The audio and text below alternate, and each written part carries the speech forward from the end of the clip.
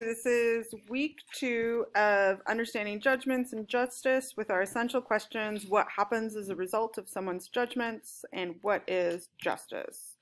This week, your in-class objective: you students will understand and practice the flow of academic conversation. What's due this week? You should be on chapters 3 and 4.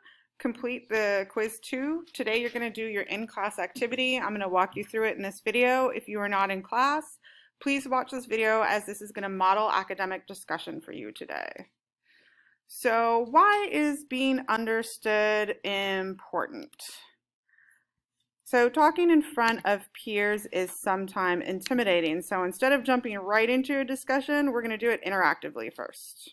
So, you're going to go to that website, menti.com, and you're going to use that code. Why is being understood important? You're teenagers. There should be very few people who understand you. And how does that make you feel? Even as adults, honestly. All right. Here we go. Sorry. Now, why is being judged important? Good. I got 3 answers. I need 3 more. The second one yet. All right. 2 more. 1 more. I'll start reading them while the last person's finished. Being understood shows that a person was able to take into account how both are different from each other, different peoples, different experiences. So this one is a really expression of being understood is important, so you understand the essence, kind of, I guess, of a human being is what I would get with that. That's a really important point. It's important so that you don't feel alone in your thoughts and experiences. Very true. Not to get judged as much. To understand, respect, and what you are saying appropriately. So how we use our words, this is acknowledging that people judge it. Are you using the appropriate words for the appropriate time? What's the reaction? Important. So we all know instances of not being understood. Sometimes people have taken the wrong message. Sometimes your friends have gotten upset at you because they misunderstood what you said. Sometimes somebody judged you and you didn't really mean it like that, right? So being understood is very important. What we're going to do is academic discussion. Academic discussion gives you the tools to have a discussion in a way that makes sure you're understanding people. A lot of times culturally, in families, in different situations, we're not taught to question. But when you are in academic language, whether it's you're in school or at a job. So let's say Ian's CEO of this company, and Grace is the head of marketing, and she just gave this really great idea. He didn't really understand it, but he's kind of embarrassed. He's CEO. He doesn't want anybody to know he didn't understand it. So he's just like, okay. And he brushes the idea and he doesn't fund it. But if honestly Ian had asked some questions and understood it, he would have funded the project. So it's really important, no matter what you do, whether it's a job or at school, that you have these tools to ask questions and to clarify. So we're going to try this with something really easy. What's your favorite type of cookie? If you don't like cookies, you can totally just make one up. I just try to pick something that I think everybody would have an answer to. So this is an example of kind of a 1-word, maybe 2 combination. I don't know if that's a snickerdoodle with chocolate chips in it or 2 different, like a snickerdoodle and a chocolate chip, like it's a tie. So it's a combo. I was just asking if it was like a tie between snickerdoodle and chocolate chip. Okay, all right. Clarify. Okay, so that was an example of clarifying. In your academic discussion, Ian put up there, so his response could have been snickerdoodle chocolate chip. And in order for me to get a point, which is 0.5 credits on the academic discussion that you guys are going to do, a question I could have asked him was, did you mean, I heard you say snickerdoodle and chocolate chip. Does that mean it's a tie, or is it a snickerdoodle and chocolate chip combination, right? Those are 2 very different things. So did you hear that? The example of clarity? Clarity. So that is an example of clarity, or elaborate on that.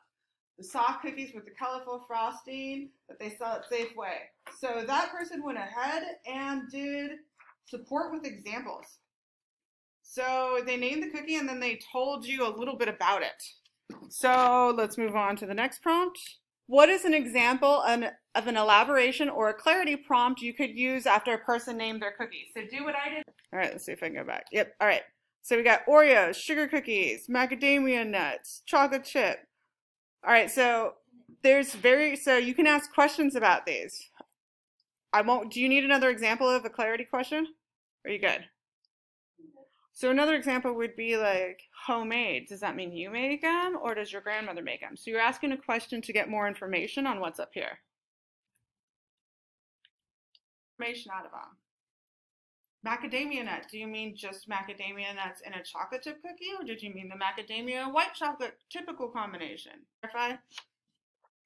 Okay, before we get to this, this one, I want to clarify, does everybody understand the difference between paraphrasing and synthesizing? Because those are both categories on your academic discussion that you're going to get graded on. Does anybody know the difference? Or is it, can I explain it? Okay, so paraphrasing is whoever was the store-bought cookies with the frosting. So I'm going to paraphrase that. It's a sugar cookie at Safeway with frosting. Is that the one you meant? So paraphrasing, you're shortening what that person said, kind of using your own words, but it should just be that one person's idea.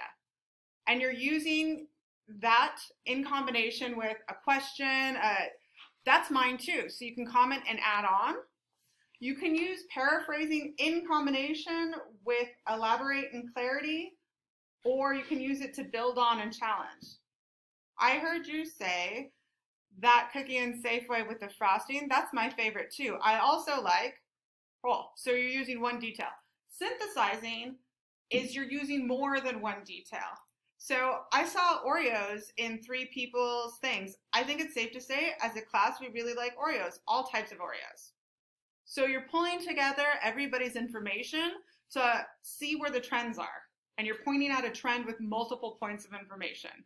Paraphrasing one point of information, and you're just using that to elaborate. You're not just paraphrasing. Because like everybody knows, but you can ask like, is that what you said? But you shouldn't just paraphrase what somebody says. Use that in conjunction with something. Questions? Now are we good with paraphrasing and synthesizing? Paraphrasing one person, and you're elaborating or adding on, challenging, synthesizing multiple people, and you're making an idea out of it. So now let's back to our cookies. So you're going to end that one, and you can use this code. How would you support your cookie choice with details and examples? So for those of you who already put details, you can just, what about that soft cookie dough? What if I like a hard cookie, which I don't know who people that do, but there's a very big market for hard cookies because they sell them.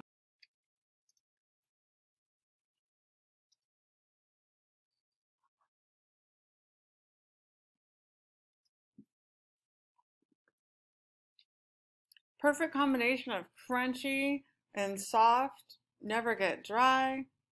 Great, one more up there. So something that tastes good to me and might taste good to others, you want to give more examples. What about it makes it good? See how somebody mentioned crunchy and soft, so we know that person crunchy and soft. But when you say blanket statements like that, there's nothing like, I guess then you could follow up with, what do you mean by taste? So be aware when somebody says something general, that's a really good opportunity to follow up and clarify. Because if not, that person's voice gets lost. Okay, so read these, you kind of get a sense of why everybody likes these, right? The one person that may not be heard is the one who put, it tastes good to me. See how everybody else got heard? So when you're in a conversation, when you're in a position of power as a manager, it's your job to bring that voice in. Don't just ignore them because they're just, oh, it tastes good. What about that makes you good? That's a great follow-up question. Paraphrase. I heard you say those are good. Other people think they're good. Can you tell me what good is? That's a paraphrase and a clarity question. Core. We understanding how this is working. Last one. How could you paraphrase someone's contribution to our academic discussion? So just do this from memory because you're not supposed to use exact wording. Think about somebody other than yourself and what was their favorite cookie and why was it? Like if somebody put they liked chocolate chip cookies because they were chewy, moist, you can use all those things, but it has to come from one source. Does that make sense? Good? Could you more than one answer, so try that one again because you're not, nobody's main idea was about their sugar intake. While it was. Remember anything different. Okay. All right. So then you know when we go into the academic discussion, you may need to take notes. Yeah. If you're doing this for a written project, it's also sources of information. You can paraphrase a book, but you could synthesize like the whole series of books. All right, now we've kind of, this is like a dead horse. Synthesize it. Combine everybody's. What's one thing you can say? What's one pattern you saw with everybody? from our conversation, I would say, what are general patterns? If Miss Sherman had to bring in cookies, I would bring in these 2 cookies because these seem to be our favorites. Everyone likes cookies that have good flavor and texture. Perfect. So they took examples that showed up in most of your explanations, they put them together, and they formed an opinion about all of those things. That's a great example. Now, does it make sense? Synthesize and paraphrasing, is it better? Okay. I would say that everyone likes soft cookies. Perfect. Great, and you could even use a theme. Are Oreos chocolate? I was going to say you could even use a theme that most people like chocolate cookies, but I don't know if you consider Oreo chocolate. What is the black part of the cookie flavored? Is that just an Oreo flavor? Is it chocolate? Because it doesn't really taste like chocolate. No, Snickerdoodles are not chocolate. That's true. People like Snickerdoodles too. Great. So does this make sense? Paraphrasing, synthesizing, any questions about academic discussion and what you're going to be graded on? Okay, so again, last one, this is what's due this week. When you come in tomorrow, you will be completing your academic discussion. We're going to start off in pairs because a big group is just a little bit overwhelming. Make sure today, I would spend the rest of class, what are your supporting details? So you saw how that worked. You had to back up why chocolate chips were great. So if you're going to say Bryan Stevenson made a great lawyer because his parents are lawyers, what are the details from the book that you can use? His parents went to Harvard Law School. That's where they met and fell in love. What details can you use that will support why you're going to say Mr. Stevenson's background made him a really good legal aid lawyer? Questions on that? Cool. So use the rest of the block to prep for tomorrow. We'll come in. I'll give you probably like 10-15 minutes to look over things, make sure you know what you're going to say, and then we'll get into the academic discussion tomorrow.